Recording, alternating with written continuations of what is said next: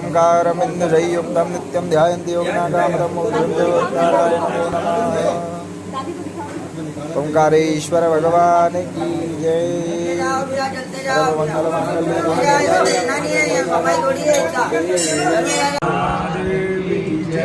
जिस ज्योतिर्लिंग के दर्शन के लिए आप लोग पधारे हैं, ये राम से 14 पीढ़ी पूर्व मानधाता राजा हुए हैं। शिव पुराण में उल्लेख है, जिन्होंने माँ से ने पिता से जन्म लिया था। उनकी तपस्या से ये शिवलिंग प्रकट में स्थापित लिंग नहीं है। जिस प्रकार आरती करते हम प्रण अक्षर के मध्य, ओम अक्षर के मध्य, यह तीनों एका जय शिव ओंकारा। एक शिवलिंग पे ब्रह्मा विष्णु महेश निराकार धरती से प्रकट हुए हैं। इसलिए अखंड दीप यहाँ जल रहा है प्राचीन समय से।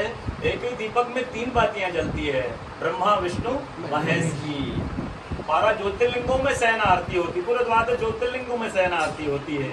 लेकिन बाबा का विश्राम ओंकारेश्वर ज्योतिर्लिंग में है। उनके शयन के लिए झूला पल्ला चौपड़ पासे बिछाए जाते हैं। बाबा यहाँ विश्राम करके 3 बजे रातुर के महाकालेश्वर जाएंगे, वहाँ स्नान करेंगे। इसलिए वहाँ का भस्म आरती प्रसिद्ध है, यहाँ का शयन आरती प्रसिद्ध है। शिव पुराण में भी कथा आती है, महिलाएं 16 सोमवार व्रत करती है, उसमें भी कथा आती है। क्या कथा आती है? प्रतिदिन भोलेनाथ आते हैं, माँ के साथ विश्राम करके सुबह ब्रह्म मुहूर्त में उठकर चले जाते हैं।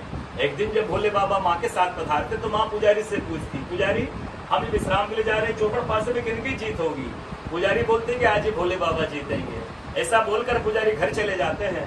भोले बाबा माँ विश्राम के लिए आ जाते हैं। सुबह ब्रह्म मुहूर्त में जैसे ही भोले बाबा माँ बाहर निकलते हैं, पुजारी द्वार पर रहते हैं। तो माँ पुजारी से पूछती, पुजारी कल मैंने आपसे पूछा था, हम विश्राम के लिए जा रहे हैं, चौपड़ पासे में किनकी जीत होगी?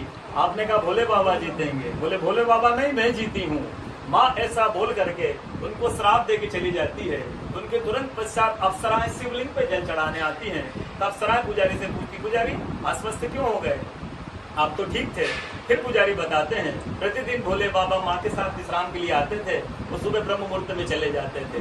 कल भोले बाबा माँ के साथ पधारे, माँ ने मुझसे पूछ लिया, पुजारी हम विश्राम के लिए जा रहे हैं, चौपड़ पासे में किनकी जीत होगी? मैंने कहा भोले बाबा जीतेंगे। माँ जीत गई, माँ मुझे श्राप दे के चली गई। अप्सराएं बोलती, चिंता न करो, हम अंदर जाकर शिवलिंग की पूजा करके आते, फिर इसका उपाय बताएंगे। अप्सराएं अंदर जाकर के शिवलिंग पूजा करके बाहर आकर बोलती, पुजारी आप 16 सोमवार व्रत कीजिएगा, व्रत करते ही स्वस्थ हो जाएंगे, व्रत करते ही ठीक हो जाएंगे। ये वो कथा का दर्शन प्रतिदिन होता है। बोलो ओंकारेश्वर भगवान। पूरे 12 ज्योतिर्लिंग में ओंकारेश्वर ही ऐसा ज्योतिर्लिंग है जिसके दर्शन के पश्चात कोई महानदी का दर्शन होता है, जिसके तट को छूकर कोई महानदी बह रही है। आप उज्जैन जाएंगे, छिपराजी दूर है। आप सोमनाथ जाएंगे, समुद्र है।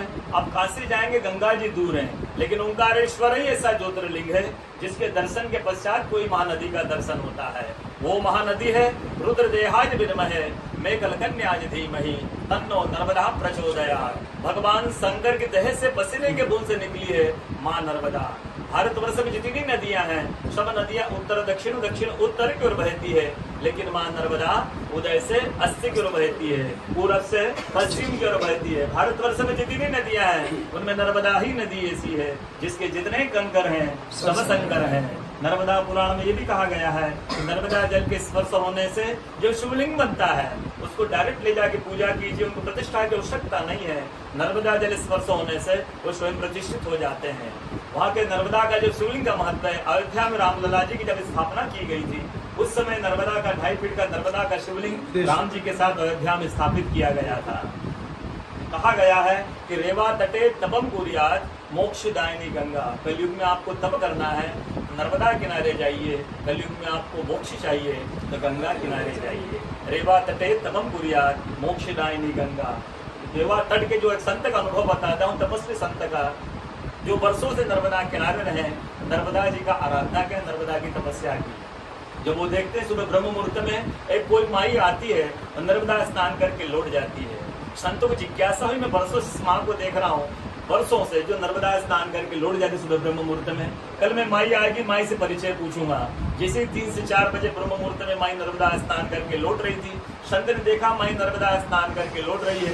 संत दौड़ते गए माँ को साष्टांग दंडवत प्रणाम करके पूछा है, माई मैं वर्षों से आपको देख रहा हूँ, जो नर्मदा स्नान करके लौट जाती है, माँ अपना परिचय दीजिए। तो माँ अपना परिचय देती है कि मैं गंगा हूँ, कलयुग में शुद्धिकरण के लिए नर्मदा स्नान करने के लिए आती हूँ। बोलो गंगा मैया की जय, नर्मदा मैया सच्चिदानंद की जय, भक्त और भगवान की जय, ओंकारेश्वर महादेव की